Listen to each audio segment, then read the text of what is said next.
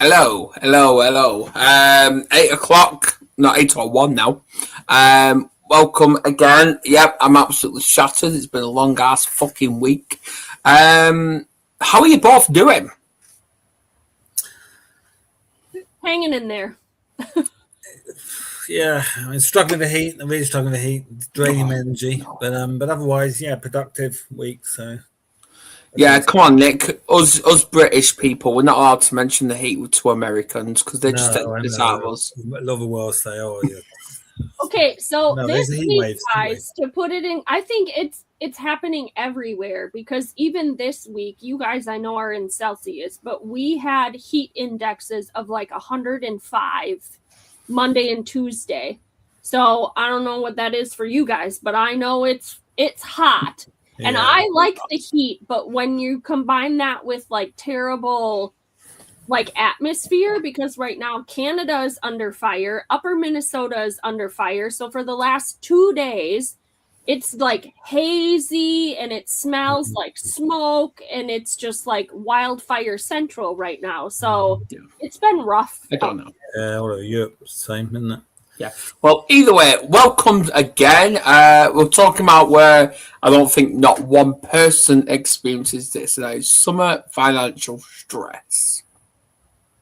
If you are the person that it doesn't affect, then I'd seek help because it affects us all. but yeah, please do share this. Please do subscribe. And I'm going to start with you, Nick. Hi. Speaking of Canada, hi, Robert. I hope you're well. So, Nick, what's one positive thing that's happened to you this week? Oh, that's a good one. Well, I mean, there's a one positive thing that's happened to me this week. Well,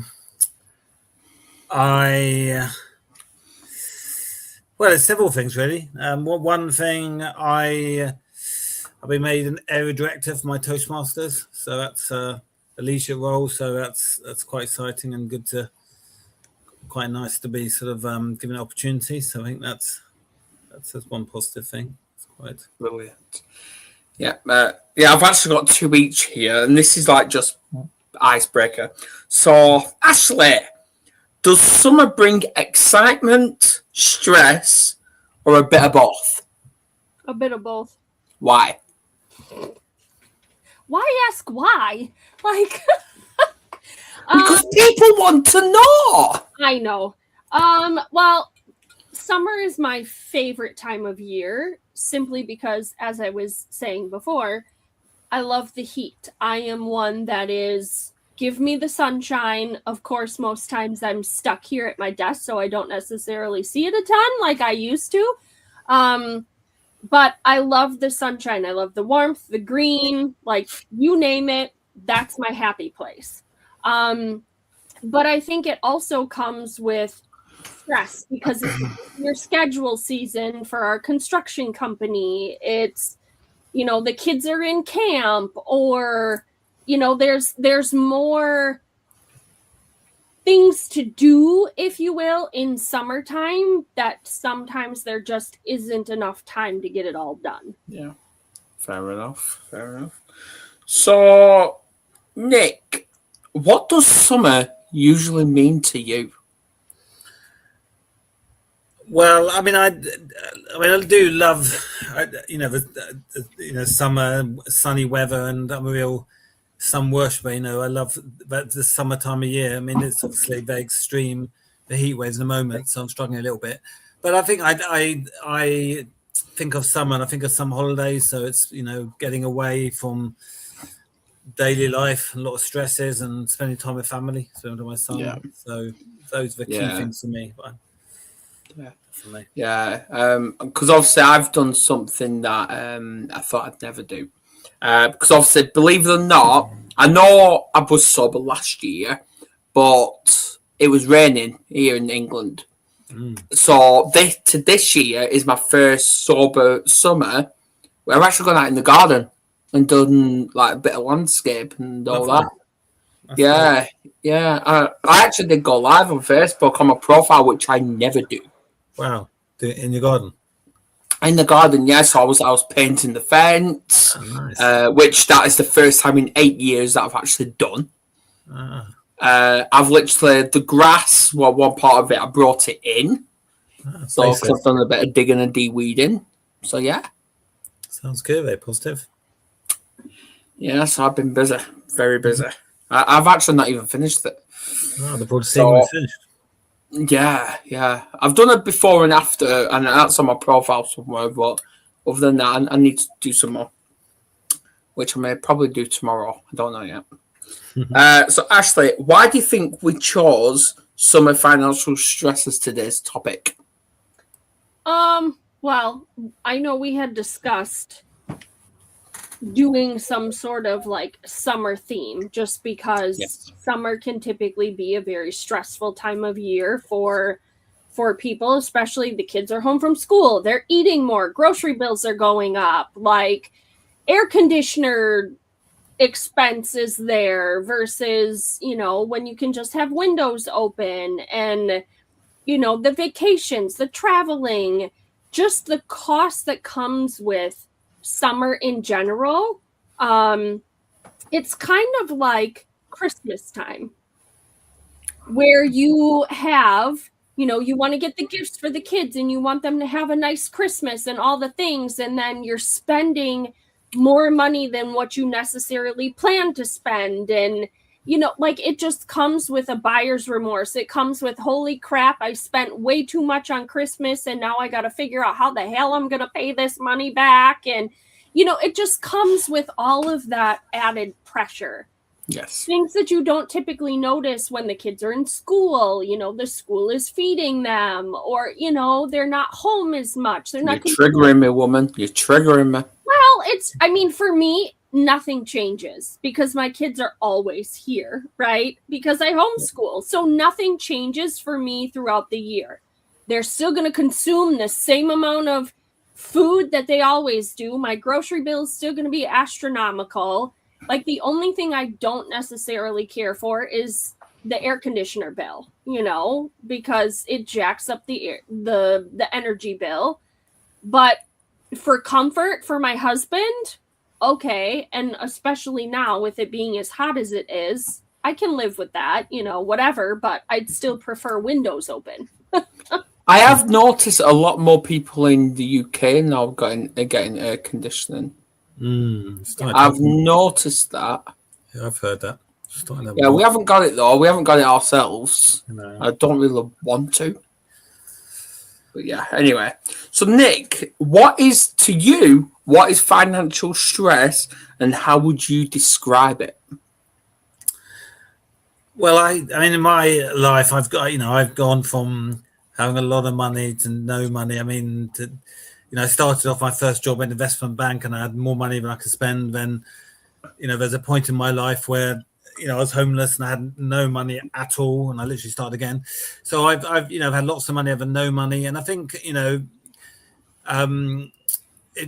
think that financial, when you don't have a, teach you to value money, about having experience of losing money, having no money. But I think financial stress, we all need money, and I think there is a cost of living crisis in a lot of part of the world, and things are going more expensive. Inflation goes up every year. And this time of year, we're going on holidays and we go out more. But I think, we all need money. We need money to live. We need, for our bills, and to socialize. Important for well-being. So, sort of it's human nature, I think, to want to know that we got a reliable income, whether it's through work or for business. We've got a reliable income that will give us enough to provide for our family and have a good quality of life, and yeah. So I think it's it's something, and I something the same with me, we all worry about money, and I'm not like same as everyone else. I think we all. Oh well, I know people are going to disagree with me or agree, but I think we need money. But I think money is the biggest conflict of them all. Money's evil, and it definitely causes conflicts between family members, between relationships, all that. Well, and it's what we make it mean. It isn't necessarily that money itself is evil. It's the greed behind the human heart. That's what makes it evil, and people to view it as evil. Because we all as humans have that greedy nature that give me more, or that's not fair. You shouldn't have that. She left that to me. It's mine, where it becomes this selfish, greedy, egotistical pride. Like, there is the huge thing, because money itself, it's just dirty green paper. Like, money doesn't have feelings. It doesn't care what you do with it. It just keeps going. Yeah. So it's the human nature behind it and what we make money mean about our identity. That's the biggest thing. Like, when you're looking at financial stress or just money in general, it can make it, or we as humans can make it mean things like we're failing if we're broke, or we've lost money, or whatever. Or it can turn into, I'm better than you because I have more money than you. And then it becomes this flashy whatever kind of a thing. So it's the meaning that we give it. I agree. I think we attach money to status, and status, and part of us is comparing ourselves, to other people, but it's where what we attach meaning to having a certain amount of money, what it can bring, and what people, the signs of it. Comparison piece is huge, like you said, Nick.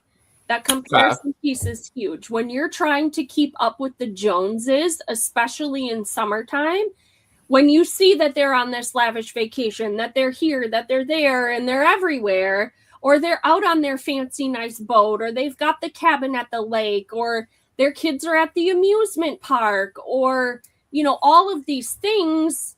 And then we're over here wondering, how am I going to pay rent? How am I going to make my house payment? How am I going to buy my kid groceries? So you get yourself in that comparison of it all. And that's where that additional financial stress in summertime comes from.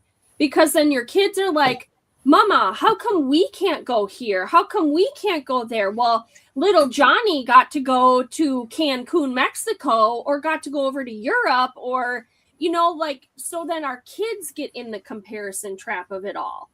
And it's one of those, are you comparing everybody's highlight reel to what your life is? Because at the end of the day, what if we celebrated people for that? We don't know if they went into debt to take out that boat, or to buy that boat, go on that vacation, or maybe they earned it because they work for a company that, they could win a trip somewhere. Or maybe they literally built their business from, whatever, working 70, 80, 90 hours a week, and they kept sticking money away from their business to take that vacation. We just don't know. Yeah, I see what you mean, and that reflects on homeless people as well, because a lot of people are still judging these homeless people, whether they're becoming beggars, and obviously if they're begging, then yeah, they deserve everything. But when it's genuine homeless people, they're still getting judged and ignored. But people need to realise they're homeless because of a reason. It could be because of addiction. All right, they're addicted to whether it's drugs or alcohol or something else. What put them in that situation in the first place? And then relationship difficulties or things like that. Losing There's always a root cause. Not being able to pay the rent. Yeah. Exactly. There's always a root cause. It can be anything. Sometimes I think it's easier for us, and I'm just as guilty of this as well. It's easier for us to judge than it is for us to ask questions. Yeah. And again, that boils down to the human nature. Year after year, we have a and this is where you can get a little skeptical when it comes to, somebody who may be homeless and they're holding a sign, and year after year, you're constantly seeing them out there. The wording on the sign is different, and they're like walking in different location, or you see them in different location. It's like, are you really, or are you trying to scam people because you're pulling at the heartstrings of people? And that's where sometimes it can get a little gray, if you will, as to, are you truly homeless or are you not? Because for the last 5 years, I've seen you out in these street corners with the same sign or a different sign, and your wife has her face very hidden, and then you're walking around. Like, it just gets very sketchy versus, okay, you're truly walking through a homeless encampment and people are truly homeless. Yeah. You know what I mean? So it's one of those things where, like I said, it's easier to judge sometimes than it is to ask questions. Yeah. I think that sometimes we judge people who have no money, like quicker than we judge someone with lots of money. So we see someone with no money, like you say, you take a extreme example, a homeless person, and we judge them, or what have they done to it must be addicted. It must be, why are they like that position? We judge, in our mind, judge them. But then we don't, rather than empathy and perhaps sympathy, but then we don't judge people who made lots of money and say, well, what did you do to get to that position of lots of money? Were you ruthless? We judge people who have no money rather than, judging people lots of money. I think perhaps that's, I don't know. It just seems... It definitely can go both ways. It can go both ways. There is an argument there. Because you figure if somebody is in a better financial position than you are, it often comes off as, it must be nice. It must be nice to take that trip. It must be nice to have that fancy car. It must be nice to, it just comes out differently. And it comes off more snide and, Yeah. So let's talk about Ashley's favorite thing. Oh, geez. Let's talk about social media. Okay. Do social media and seeing everyone on holiday make financial pressure worse? I think it can, again, if you get yourself caught in the comparison trap. Because I've taken trips with, my family in summertime. I've taken them in spring. I've taken a trip with my husband in wintertime. Like, I think sometimes, depending on who your audience is, some people will celebrate you and say, good for you for getting away. And other people will have that, it must be nice kind of attitude. Like, it must be nice that, you're taking or charging this much money so you and your wife can go on vacation.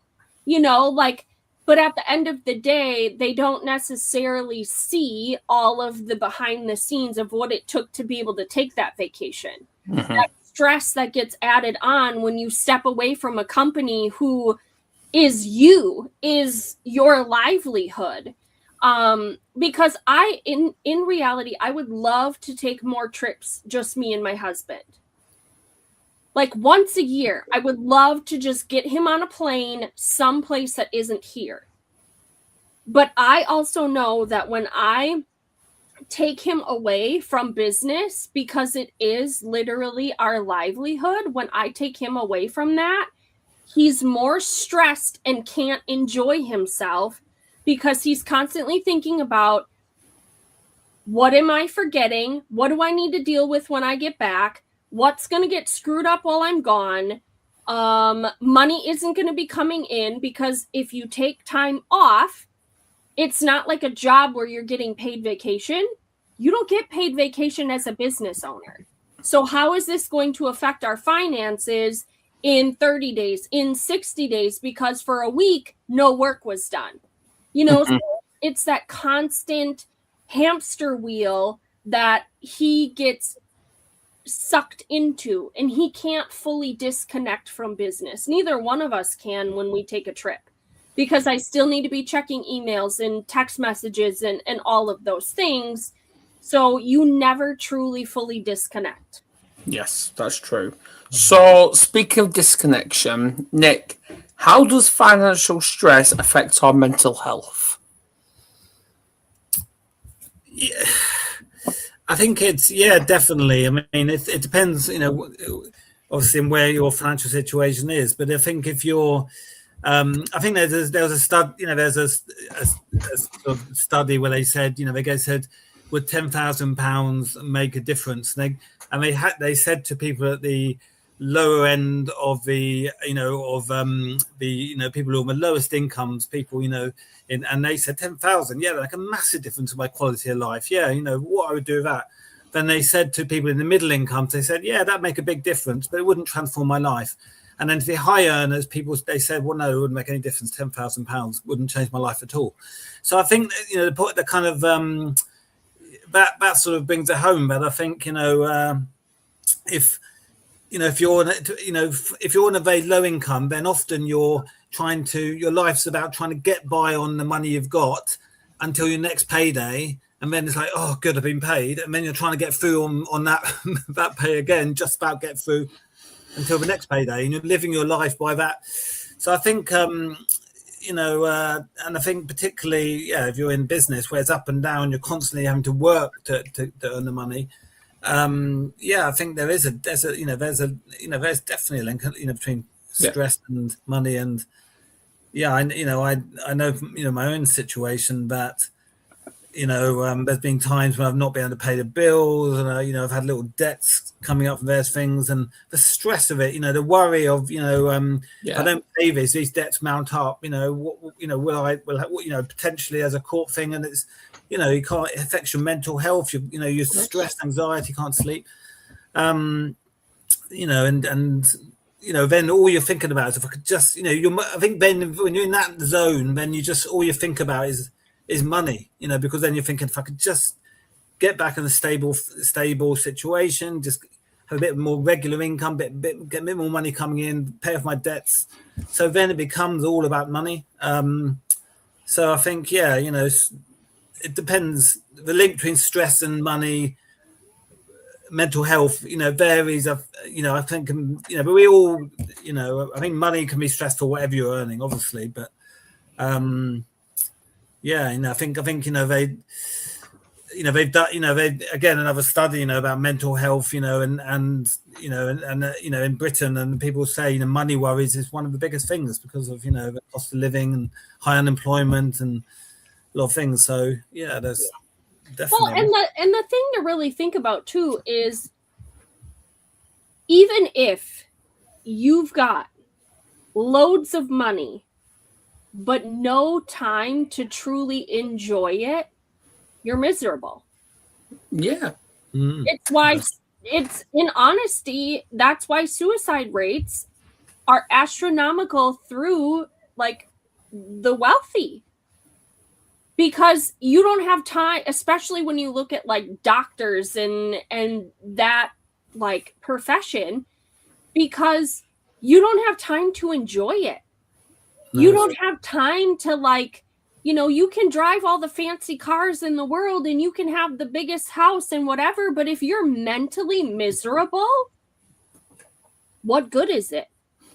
Like what good is it to have it? So you really have to think about that. Just because people appear on the outside like everything is great, grand, and whatever, you have no idea what's going on behind closed doors.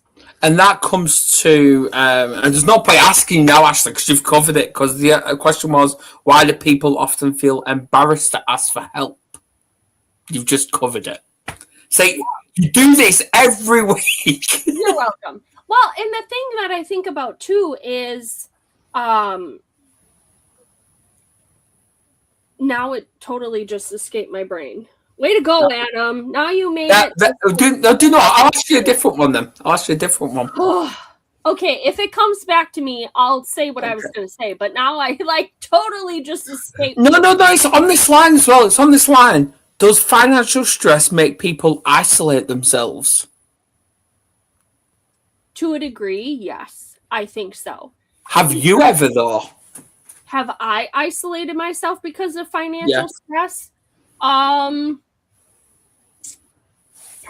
in the past, more so than what I do now. I remember what I was going to say. So here we go. Finances are typically one of those taboo topics that nobody talks about. So first of all, I'm really glad that we did talk about this specific topic, or we are talking about this, because I think all of us, like you said in the beginning, Adam, all of us have had some sort of financial pressure, whether it be mountains of debt, whether you've had lots of money and you lost it all, whether you've been homeless, it doesn't matter. Maybe you are living comfortably right now, but you have been in those ebbs and those flows and in those peaks and in those valleys. I feel like I'm experiencing a valley right now. Okay. As a business owner, it's stressful. It can be very stressful. You can't gauge what the economy is going to do. You can't gauge what people are willing and not willing to spend their money on. You can't control or determine any of that as a business owner. So when your sole livelihood relies on other people, it becomes a little bit stressful, right? Especially when you have a family to feed and all those things. And sometimes we can get into that isolation of if people know that I'm under financial pressure, or people know that, we're not paying our mortgage, and I'm just throwing things out there, like, or we're not doing this, or we're not doing that. It becomes this embarrassment thing because, oh my gosh, what am I going to do if they find out? So if I go out in public, and what if they ask me questions about, oh, how's business? Oh, how's this? And it becomes, I don't want to have those conversations, so I'm just going to avoid going out. I'm just going to avoid putting myself in those positions, right? Now, when we weren't in business, so my husband was working corporate America jobs, I think I very much gauged, like, oh, well, do you want to go out to eat, or, things out with friends or whatever it was.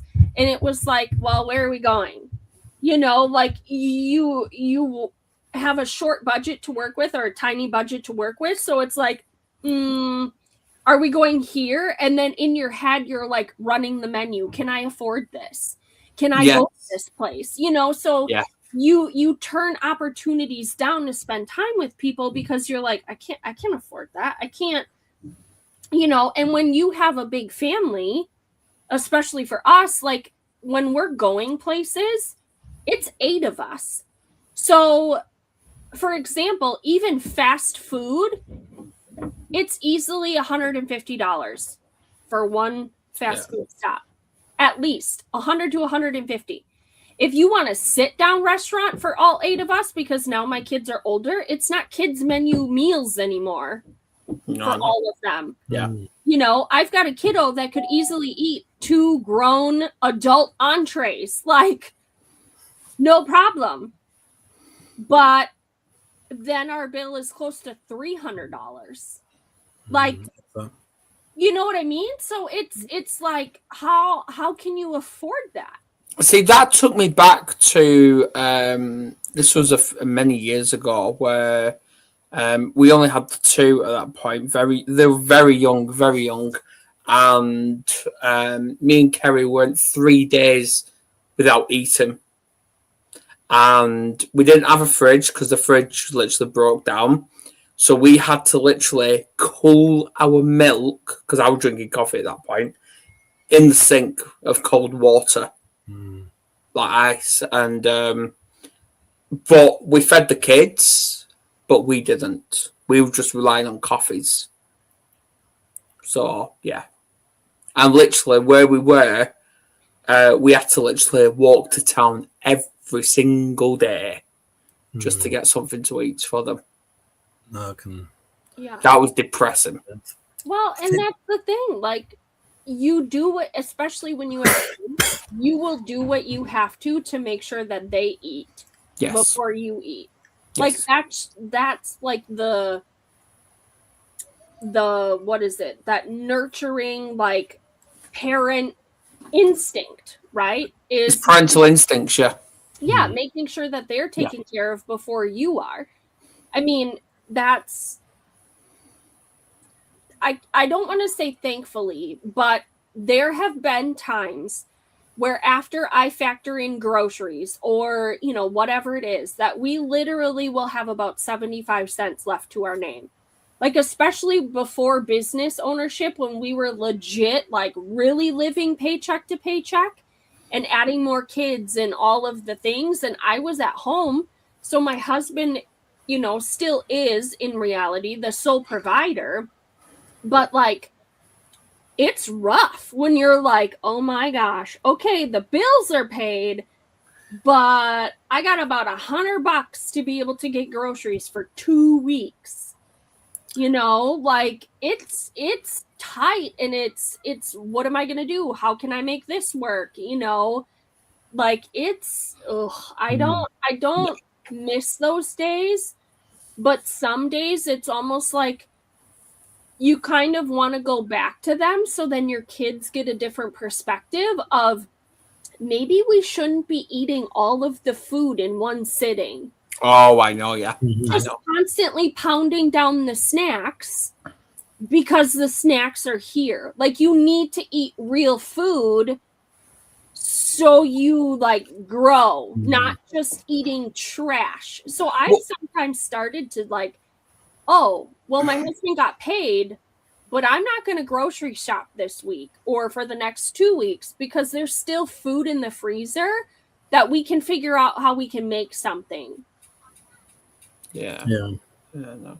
So, speaking of kids, Nick, how do children pick up on financial stress at home? And Ashley, how can parents reassure children without pretending everything is okay?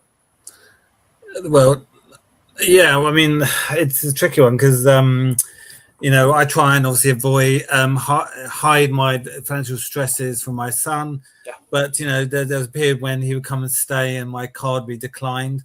You know, when I went to get money out or would tap on your, you know, go on the underground, wouldn't work. And I had to like take a deep breath, and you know, my son could, could see my card wasn't working, couldn't get money out. And it's really hard, you know, because you know it directly affected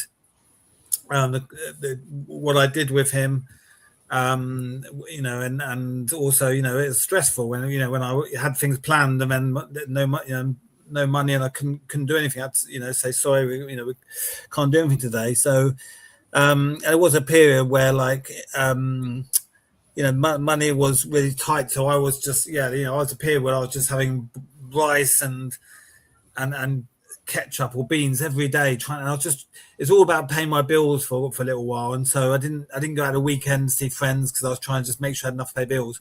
But the other thing, I was just made sure I had enough when my son came, and that was the priority. But yeah, you know, it's you know, so you know, I was trying to sort of had this constant stress about money and getting by for a long time. And then when my son came, I was trying to sort of obviously be this, right, let's go and have fun. But all the back of my mind was like, you know, stress, knowing that as soon as he had gone, you know, this, I'd have to go back to sort of staying in, trying not to spend money and just making sure I had enough to pay bills. So I think it's hard. Yeah, it's you know, it's the last thing you want to do is for money stress to affect your relationship with your partner or your children, you know. But yeah, it can be hard sometimes because Really like any stress, you know, it can seep through. I think also just, you know, like sometimes there was times when I had to, you know, ask my mother to help me out with a bit of money. And I think there's something, you know, it's about what, you know, money and the way it affects your mental health. I mean, you know, I think we all want to be independent and have pride in ourselves. And I think sometimes, you know, if you're having to get even a one-off help from family, it can affect your pride, you know, and also then your families, you know, somebody says, well, are you struggling for money? And then you're like, don't really want to. So that's another aspect of There you go. The challenges. Martin's put mentally rich with a musical instrument, and Robert has recommended a book. Okay, let's have a look. Yeah, The Money Habit, the worry-free way to financial independence. Right, now the screenshot. Check that out. I'm Thanks for pretty sharing that. certain that Mike also is the one that writes Profit First. And that's how we, in the very beginning stages, operated our business, was the Profit First method. We have since gotten away from it to a degree, just because of, again, those ebbs and those flows in business, but I really need to get back into operating that way. Yeah. Okay, so ask my question again, just so everybody has a refresher. How can parents reassure children without pretending everything is okay? Okay, so I came from a very split household. My parents got divorced when I was little. My dad didn't necessarily talk about money or finances at all. Like, I can remember him sitting down and paying bills and writing out checks and whatever, and I would like put stuff in the envelope, put the stamp on, and address it, right? But then my mom was kind of the opposite. Like, I didn't necessarily know when I was like little that we were under financial stress, pressure, debt, not making enough money, that kind of a thing. But as I got older, there was definitely more conversation. And when I first got my first job or started making money myself, as far as babysitting or, whatever it was, like, I would save some, but then it was very much like, I earn this money, I'm going to go buy my own things so then my mom doesn't have to worry about supplying it for me, right? So I would buy things like my school supplies. Maybe it's carried into me as an adult as to why I love office supplies so much and back to school time. For my own kids, even though they're homeschooled. But like, it's one of those things, because she had conversation with me and because I knew where things sat and she was just honest with me, is probably why I do what I do in our finances today. I'm not saying that our finances are perfect, because they are not. I carry debt, all the things, right? But I also sit down and I go through and know the numbers every single month, every single payday, like whatever it is. And I make sure that when we get paid, that things that are bills, that are non-negotiable things that have to be paid, are accounted for first. Yeah. And then anything else beyond that, well, that's, say, fun money or whatever. But I always make sure that those important things are always taken care of first. And I think that's because she sat down and didn't like hide things from me. And it was very much something that my dad didn't agree with, which, whatever. I was in that split household. But if she didn't do that, I don't think I would be where I'm at with my finances today. Yeah. So I think it's having those honest conversations with your kids that are age appropriate. It's not hiding it. It's not, it's just, well, sorry, we're not going to be able to do XYZ because this is the cost of it. And this is how much money I have right now until I get paid, because responsibility comes before fun, right? So it's being honest with our kids versus hiding it. Because at some point, if you really think about it, at some point, if something ever happens to you and your kids are older or whatever the case may be, they're left with what you have. So if you've got debt, they're going to see it. they're going to know, because somewhere along the way, they're going to get contacted about it. They're going to have to provide, or somebody in your life is going to have to provide a death certificate for it to be like, hey, you need to wipe out this debt because this person is deceased now. No pay. Right? Like, those are all things that you have to think about. And when I look at even our debt as business owners, or, you know, just parents in general, I'm like, okay, do I have enough life insurance to cover if shit hits the fan and I'm gone, you know, that can wipe all of that out for them so there's no financial pressure. But that's the biggest thing that a financial coach essentially will, or financial person will typically tell you, is don't leave your kids with your, you know, your mistakes or your financial pressures or whatever the case may be, right? So, I mean, nobody's perfect in their finances. Let's be honest. We've all had to learn the hard way sometimes. Mm-hmm. Go on. I was going to say, I think there's been a lot of talk about what they teach in schools, and whether there should be more practical lessons, life lessons, as in kids should be taught about how to budget and manage money, because actually one of the biggest things that kids will need to do as they grow up is manage their money. They'll have to pay bills and rent, but I think kids don't learn that until suddenly they're an adult and they have to find a job or start a business, manage their money, and it's hard, but it's a thing you have to do for the rest of your life. So I think kids obviously don't have any awareness of that. That's the thing. It's like schools today are teaching things, and you guys I'm going to get flack for it, whatever, I don't care, especially those of you that are in the teaching industry, but schools today are teaching useless information. It's useless. I'm just going to mute myself, because if I say something... I know where you stand, but most of what schools are teaching our children today is absolutely useless information. It's bullshit. That most of these kids are not going into any of the fields that you're even remotely teaching anything on. Mm-hmm. So why are we teaching it? We're teaching it to create robotic, get a job, get an education, and this is what you do until you die. It's simple, guys.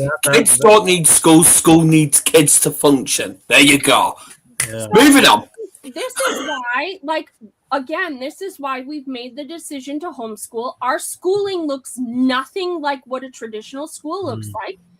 Our kids are learning the trade industry. They're getting math more than what you're going to get from a book. You're getting real world math. And I mean, just all of the things they're learning by hands-on doing. And just recently on Amazon, I bought, the fake money, the fake credit card, the fake checkbook, all of the things. So then we can do a lesson on finances. Well, and I plan to, I've had my ChatGPT kind of create it, but I bet you have. I did, because it's going to be a fun scenario where, okay, you're going to get, say, $20 for the week. And if you leave the lights on or you leave whatever on, there's going to be a price tag associated with it that you need to pay me this fake money. You need to pay me because that's your bill. Where then they're learning the responsibility of it and teaching them how to write out a check or whatever the case may be, kind of a scenario. So then they're getting that learning experience for it. Okay.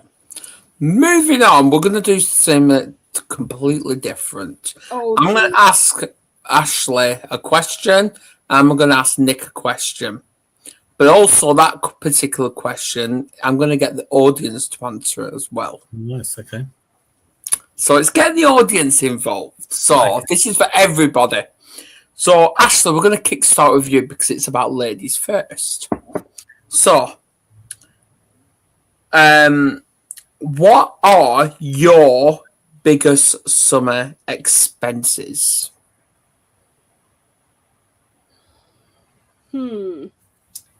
My biggest summer expenses.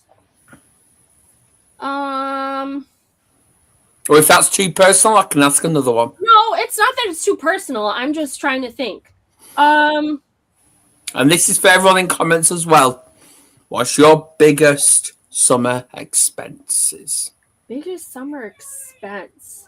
I feel like my entire life is always a big expense. Are you sure it's not having kids? No, because like I said, that doesn't necessarily change. But Getting married then. I would say the biggest summer expense is either vacation or sending the kids to camp. Okay. All right. What about everyone in the comments? What's your biggest summer expense? Food and clothes. Food and clothes. Okay. All right. All right. Well, Martin has spoken to me yesterday about what he needs to do. And have you made a start on that yet, Martin? Yeah. So, Nick, over to you.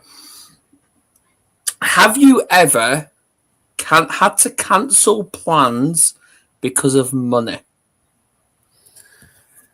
And it's same again with the everyone in comments. Have you ever had to cancel plans to save money? Yeah, I mean, I think I've certainly had to cancel like a lot of social plans. So there was like I said, there was a time where I was getting back on my feet over sort of a few years ago, and I was focusing just on paying my bills and covering those basic costs.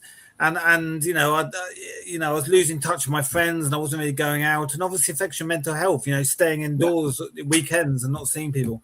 But I would often sort of say, I need to see people. I need to do something. I'd get invited to something, and then I would say, "Oh, can I afford it?" And I'd cancel it. And I think what's more important, having money for bills or going out. So I prioritised the money for bills, but then so I wouldn't go out. But obviously that meant my mental health wasn't so good because I was just staying in, not seeing people and connecting. So yeah, that's definitely for me something I can relate to is cancelling social things. What about everyone in the comments? Have you had to cancel plans in order to save money? I'm sure I had to. Yeah, I'm sure. Yeah, absolutely. So I'll give another one. Ashley, actually, this is for everybody. What advice would you give your younger self about managing money? And don't bring up schools. No. It's for everybody. Never open a credit card.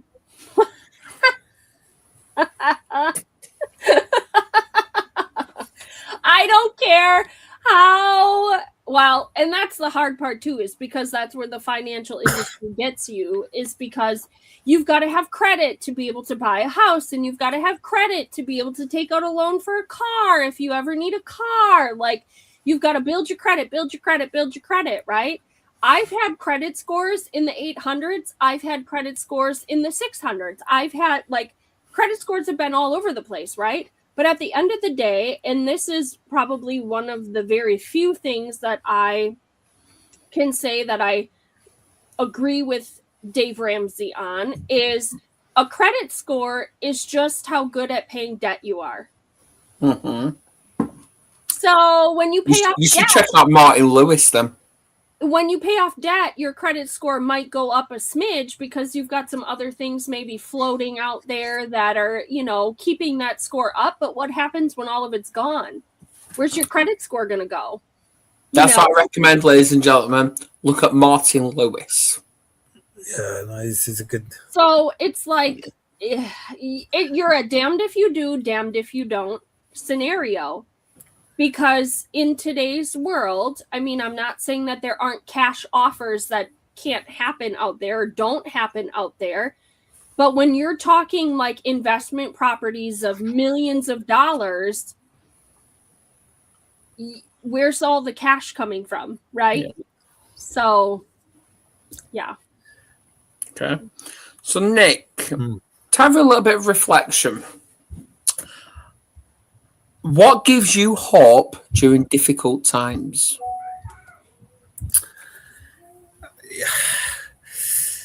Yeah, I mean, I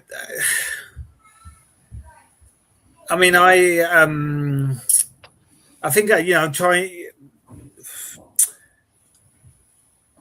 I mean, I look for inspiration in in where I can find it, inspirational people and inspirational videos, things that inspire me. And I think I believe that life's a journey up and down, and I've had a lot of downs, but I've also had some ups, and I suppose in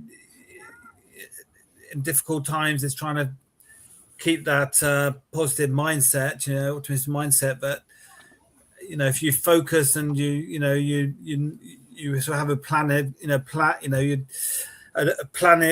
a plan, and you sort of I'm always trying new things, like people say to me that I something it doesn't work, I'll try something else. I won't give up if something doesn't work. And I think that you've got to be prepared in life. I think sometimes things don't work, a job doesn't work, even a business may fail, and sometimes you've got to acknowledge that, accept it, and try something new. And for me, it's hard doing that, but I think practicing that. But I think for me, that's something I'm very good at. Is sometimes taking stock and trying a new way of doing something, or trying something different.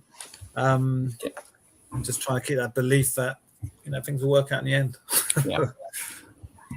I was just saying quite quickly. So a bit of advice to my younger self, because I was thinking as you asked Ashley that, is I think something I heard is about saving money. And I think it's whatever you're earning, even if you're not earning, even if you're earning a small amount or a big amount, always save something. Even if it's like £1 a week, if you're not earning much, or it's £50 a week or £100, whatever it is, just something, because you don't know where you may think you're in a really stable, good income job, for example. And you might think, I don't need to worry about saving now, but things can change. I think, if I was to look back to my younger self, I think I'd say, look, have a good understanding of your money and try and save something regularly, even if it's a small amount, because then if things do change, if you've got a little bit of a cushion, you've got some savings that, that can help alleviate the pressure. So that's some advice I'll give to my younger self. Yeah. So.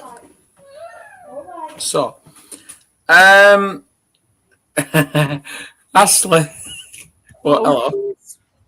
Okay, right. He's ready to come to bed. Right, okay. Right.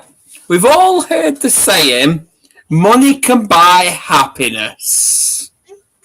I think that's total BS. Okay. But what's something money cannot never buy that you're grateful for? Something that money can never buy that you're grateful for. Yes. I would say, it depends, I guess, on what kind of profession you're in, if you will. But I would say relationships. Money can't buy relationships. No. And those are one of those precious commodities that you can build, but again, depending on what sort of profession you're in, it could, but you might want to second guess what kind of profession that's really, Yeah. Anyway, tomato, but I would say relationship. Okay. I would actually disagree with that. Okay. I would actually disagree. Explain. Because it is, money cannot buy relationships. I get that. But I believe to make a successful relationship or even a family dynamic stronger, we have to experience the good and the bad. Everyone has to see us at both sides. Well, yeah. Because it takes away that greed then, doesn't it? Well, But when you really think about that transactional state, if you're looking at like money in that transaction type of like viewpoint, money can't buy a relationship. True. Now, you can, yes, very much go in the highs and the lows of a relationship, and it can make or break one, depending on, again, are you having open conversations about money, about finances? Are you on the same page about money and finances? Because to be honest with you, and I've even said this to my husband, like, and I don't speak this out there as I want this to happen, but legit, if everything was to go away, it wouldn't make me love my husband any less. Right, okay. Because we've gone in the highs and we've gone in the lows. Like, we've been in the ebb and the flow, right? And I think it's healthy for our children to have those experiences, that it can come and it can go. And it can come in as easily and as quickly as it can go. But it's the heart behind it. Like, for us, we very much have hearts to serve and to serve other people. And if we've got people in our life that are in need, and in, whether it be financially or in like a tangible like item kind of a sense, right? If we have abundance of something that we're not utilizing and we're not using, and somebody else needs it, then it goes, right? Like, but that doesn't buy that relationship. It just it puts you in a different perspective of, no, I just have the heart to serve. Okay. So let's close out. Nick, what's one message you'd like everyone to take away from today's discussion? Yeah, I mean, definitely money does not make you happy, but, money doesn't equate, happy. Having lots of money doesn't necessarily make you happy, but I think having no money can make you unhappy. But I think, there's a lot to do with money mindset. It's a great book by Ed Smith called The Money Mindset. And I think that, with our with money, I think communication is a key thing, so, with it, if we're stressed about like everything, about money, find people you can talk to about it. And if you're in a partnership situation, then talking to your partner openly, communication is key to managing relationships when there are strains of money or money issues. Yeah. So I think, communication definitely is a big part of solving these muscle challenges. Okay. But I think like a lot of things, it's your mindset. How do you view money? How do you view success? Status. Is it all linked to money? So I think there's a lot of stuff around your mindset and how you view money. Ashley, what would you say to someone who's worrying about money tonight?